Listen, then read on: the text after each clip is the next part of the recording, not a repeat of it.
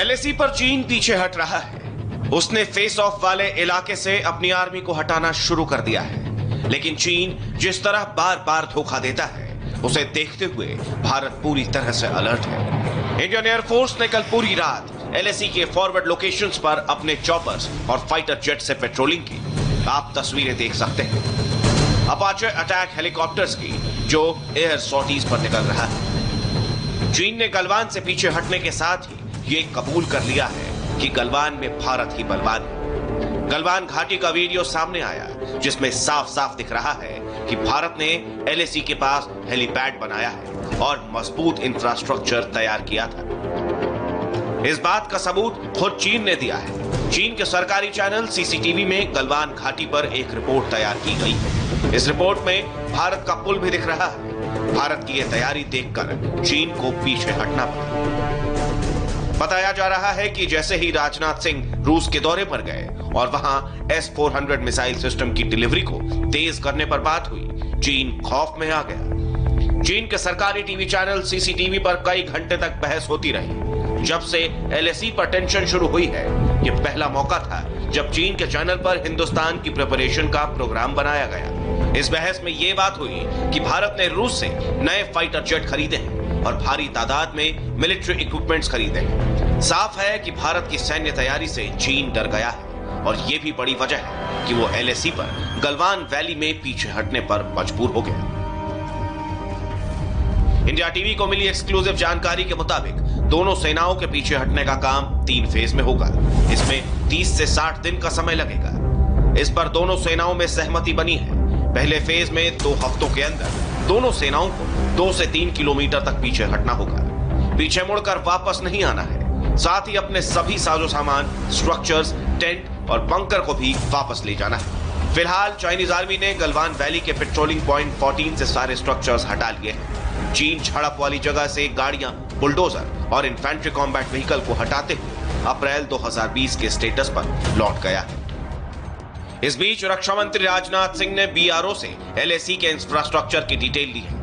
BRO के अफसरों ने प्रेजेंटेशन देकर रक्षा मंत्री को बताया कि एलएसी पर कितनी सड़कें बन रही हैं, कितने पुल बन रहे हैं। बीआरओ की टीम लगातार एलएसी के पास सड़क निर्माण में लगी है। इस बीच बीआरओ की टीम ने 3 नए ब्रिज का निर्माण किया है, जिससे भारतीय सेना की ताकत और बढ़ गई है। इस ब्रिज के जरिए अब एलएसी तक आसानी से टैंक पहुंच सकेंगे।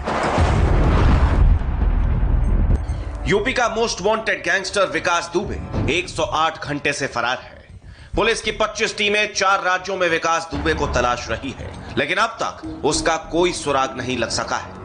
आज पुलिस ने विकास के गांव बिकरू में एक बार फिर से छापेमारी की।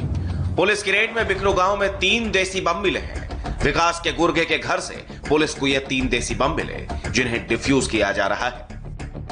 अभी पुलिस को इस सामने वाले घर में, जो ऊपर आपको नीले रंग का दरवाजा दिख रहा है, वहां से 3 हथगोले मिले हैं। ये हथगोले यहाँ पे लाके पानी में डाले गए हैं। पुलिस का कहना है कि काफी ताकतवर हथगोले हैं और पूरे घर इससे उड़ सकते थे। इसके पहले भी पुलिस को छापे के दौरान इस घर में हथियार मिले थे।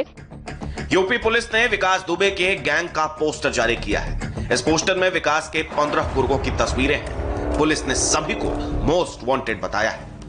विकास दुबे ने अपने गांव बिकरू में हथियारों का जखीरा जमा कर रखा था और अब एक-एक करके विकास के बंकर से हथियार और बम निकल रहे हैं। इस बीच विकास के मददगार पुलिसकर्मियों पर भी शिकंजा कसने लगा है। 200 से अधिक पुलिसकर्मियों के मोबाइल सर्विलांस पर हैं। विकास के करीबी पुलिस वालों के कॉल डेटा रिकॉर्ड की जांच शुरू हो गई है। इस बीच शहीद सीओ की वायरल चिट्ठी की जांच लखनऊ आईजी लक्ष्मी सिंह कर रही है। आज आईजी ने बिल्हौर थाने के कंप्यूटर को सील कर दिया।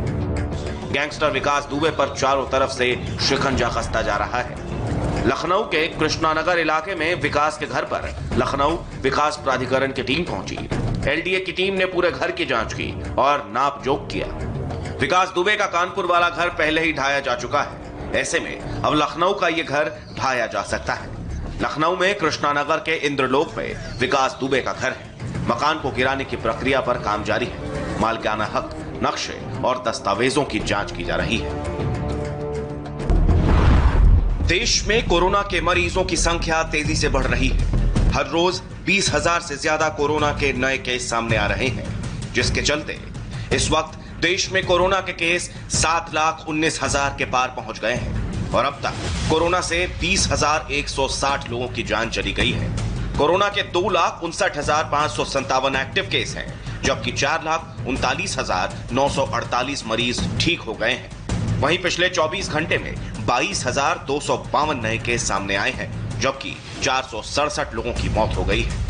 देश का कोरोना मीटर 7 लाख के पार पहुंच गया है और अब कोरोना का डबलिंग रेट भी बढ़ता जा रहा है।